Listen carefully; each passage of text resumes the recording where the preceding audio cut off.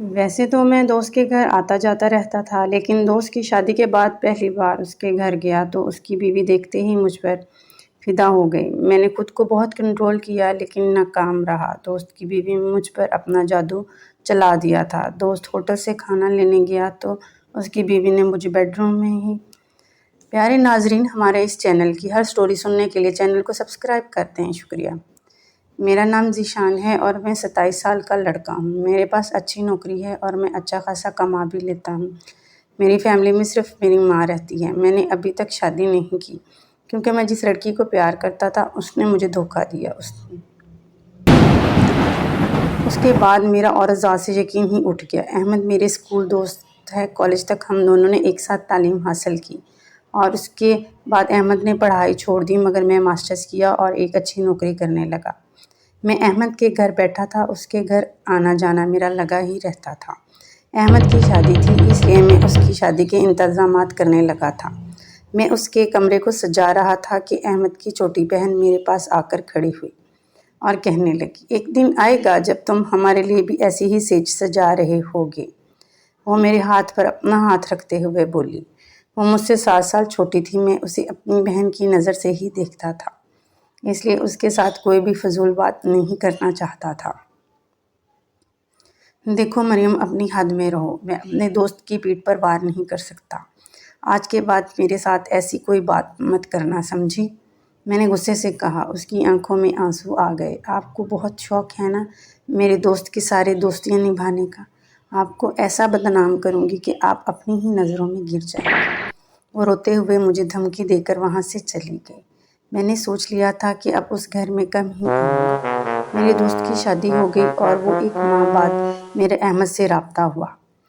اس نے مجھے کھانے پر مدعو کیا۔ میں نے سوچا خالی ہاتھ کیا جاؤں، احمد کی بیوی کے لیے تحفہ لے جاؤں۔ میں نے احمد کی بیوی کے لیے ایک چھوٹی سی سونے کی انگوٹھی لی اور اس کے گھر چلا آیا اور میں نے اسے تحفہ دیا۔ انگوٹھی دیکھ کر وہ چونک پڑی اور بولی، یہ تو بہت خوبصورت ہے۔ احمد نے تو مجھے آج تک کچھ نہیں دیا اور آپ نے سونے کی انگوٹھی دے دی۔ احمد کی بیوی نے کہا، وہ مریم کی دوست تھی۔ جی، میں صرف اتنا ہی کہہ سکا۔ احمد شرمندہ ہو گیا اور وہاں سے اٹھ کر چلا گیا۔ مریم اور احمد کی بیوی کچن میں چلے گئیں۔ جب چائے لے کر باہر آ رہی تھی تب مریم میری جانب دیکھ کر اس کی آنکھوں میں سرگوشی کرنے لگی اور وہ مجھے گہری نظروں سے دیکھنے لگی۔ مریم نے مجھے چائے دی۔ میں نے پکڑی ہی تھی کہ احمد کی بیوی نے مجھے کونی مار دی اور چائے میرے اوپر گر گئی۔ وہ آئی ایم سوری، میں نے دیکھا نہیں۔ وہ مجھ سے معافی مانگنے لگی اور میرا ہاتھ زبردستی اپنے کمرے میں لے آئی اور واش روم میں لے جا کر میری شرٹ صاف کرنے لگی۔ آپ رہنے دیں، میں کر لوں گا۔ میں اسے منع کرنے لگا لیکن وہ میرے بہت زیادہ نزدیک آ رہی تھی۔ اس کا سینہ بار بار میرے سینے کے ساتھ لگ رہا تھا۔ غلطی میری ہی ہے تو اسے ٹھیک بھی میں ہی کروں گی، وہ دھیرے سے بولی اور شرٹ سے پتلون کی طرف جانے لگی۔ مجھے اس کی نیت خراب لگ رہی تھی۔ میرے منع کرنے کے باوجود وہ نہیں رکی تھی۔ بھائی بھابھی آ گئے ہیں، آپ کو بلا رہے ہیں، مریم واش روم کے دروازے پر کھڑا ہو کر بولی۔ احمد کے آنے کا سن کر وہ فوراً مجھ سے دور ہٹی اور بولی، آپ کی شرٹ صاف ہو گئی ہے۔ میں جلدی سے واش روم سے نکل کر باہر آ گئی۔ کہاں چلے گئے تھے تم؟ میں نے پوچھا۔ تمہاری پسند کی بریانی لینے گیا تھا، گھر میں کسی کو سلیقہ ہی نہیں تو سوچا بازار سے ہی لے آؤں۔ احمد اپنی بیوی کی طرف دیکھ کر بولا۔ ان دونوں کے رویوں کو دیکھ کر مجھے لگا شاید وہ دونوں ایک دوسرے سے خوش نہیں ہیں۔ سلیقے کے ساتھ پیسے بھی درکار ہونے چاہئیں، احمد کی بیوی نے کہا اور پھر اپنے کمرے میں چلی گئی۔ احمد کو بھی غصہ آنے لگا۔ مجھے لگا میرا وہاں سے جانا ہی اچھا ہے۔ میں احمد سے اجازت لے کر اپنے گھر چلا آیا۔ شام ہو گئی تھی۔ کچھ دیر امی کے پاس بیٹھا۔ وہ بیمار رہنے لگی تھی اور ایک ہی ضد پکڑ کر بیٹھی تھی کہ میں شادی کر لوں۔ ان کی خراب حالت دیکھ کر میں نے شادی کے لیے حامی تو بھر دی، مگر احمد اور اس کی بیوی کا حال دیکھ کر شادی سے من اٹھنے لگا۔ اس کی بیوی شادی شدہ ہو کر اپنے ہی شوہر کے دوست پر دوڑے ڈال رہی تھی۔ میں رات کے وقت بستر پر بیٹھ کر موبائل استعمال کر رہا تھا جب میرے واٹس ایپ پر احمد کے میسج آئے۔ میں نے جب میسج کھولے تو کچھ تصاویر تھیں۔ میں نے جب تصاویر اوپن کی تو میرا منہ حیرت سے کھل کر کھلا رہ گیا، کیونکہ وہ تصاویر احمد کی بیوی کی تھی، وہ بھی بنا لباس کے۔ میں بھی مرد تھا۔ پہلے تو فوراً میں نے موبائل بند کر دیا، مگر پھر نہ جانے مجھے کیا سوجا کہ میں نے 12 تصویریں کھول لی اور انہیں دیکھنے لگا، وہ بھی غور سے۔ تصاویر دیکھ کر میرا من ڈولنے لگا۔ میں نے وہ تصاویر اپنے موبائل میں محفوظ کر لی اور پھر میسج کیا، کیا تم پاگل ہو جو مجھے ایسی تصاویر سینڈ کر رہے ہو؟ مجھے لگا شاید احمد ہو۔ اسی وقت جواب آیا کہ میں احمد کی بیوی ہوں، غلطی سے آپ کی طرف آ گئی ہیں، پلیز ریموو کر دیں، اور احمد سے اس بات کا ذکر مت کرنا ورنہ وہ مجھے بہت مارے گا۔ وہ احمد کی برائیاں بیان کرنے لگی۔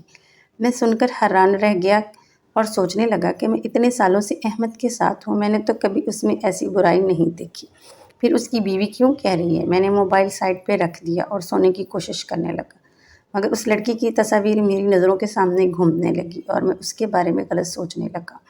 کچھ دیر بعد اس نے مجھے مس کال دی، میں نے اس پر دھیان نہ دیا اور موبائل بند کر دیا اور سوچنے لگا کوئی اس حد تک کر کیسے گر سکتا ہے، اپنی ایسی تصاویر کیسے انجان لڑکے کو بھیج دے۔ میں سو گیا اور اگلے دن کام پر چلا گیا۔ میں سارا دن آفس میں مصروف رہتا اور رات کے وقت گھر واپس آتا۔ میں جب موبائل استعمال کرنے لگا تو پھر سے تصویریں میرے سامنے آ گئیں اور میرا من چاہنے لگا کہ احمد کی بیوی کے ساتھ ایک بار تعلقات بنا لوں۔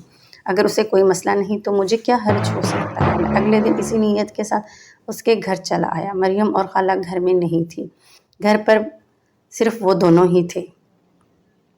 میں شام کے بعد گیا تھا۔ احمد کی بیوی مجھ سے پوچھنے لگی کہ میں شادی کب کروں گا۔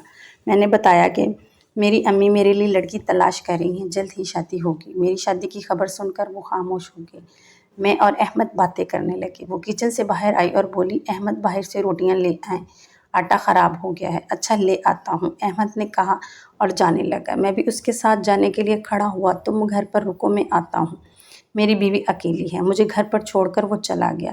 میں اس گھر میں اسی نیت سے آیا تھا، مگر میرا ضمیر مجھے ایسا کرنے کی اجازت نہیں دے رہا تھا، اس لیے میں اپنے جذبات پر قابو پانے لگا۔ لیکن احمد کی بیوی بہت بے قرار تھی۔ وہ میرے پاس آئی اور مجھے بازو سے پکڑ کر اپنے کمرے میں لے آئی اور بولی، مجھے تم سے محبت ہونے لگی ہے، میرے نزدیک آ کر مجھے سکون دے دو۔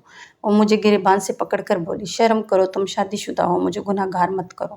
میں نے اسے اپنے اوپر سے ہٹایا، مگر وہ زبردستی کرنے لگی اور اس سے پہلے میرے جذبات جاگتے خالہ اور مریم کمرے میں داخل ہو گئی اور سارا منظر دیکھ لیا۔ عالیہ کا سچ سامنے نہ آ جائے وہ رونے لگی اور مجھ پر الزام لگانے لگی۔ میں اس کی عزت لوٹ رہا تھا، اتنے میں احمد بھی آ گیا۔ ایک پل کے لیے اس نے اپنی بیوی پر یقین کر لیا اور مجھے مارنے ہی لگا کہ مریم درمیان میں آ گئی۔ بھابھی کو اپنی نیت خراب ہے، بھائی ذیشان کا کوئی قصور نہیں، آپ جانتے ہیں دونوں کی نیت کو۔ اگر آپ کا دوست آپ کی کنواری بہن کو ہاتھ نہیں لگا سکتا تو آپ کی بیوی کے ساتھ بھی کچھ نہیں کرے گا۔ مریم کی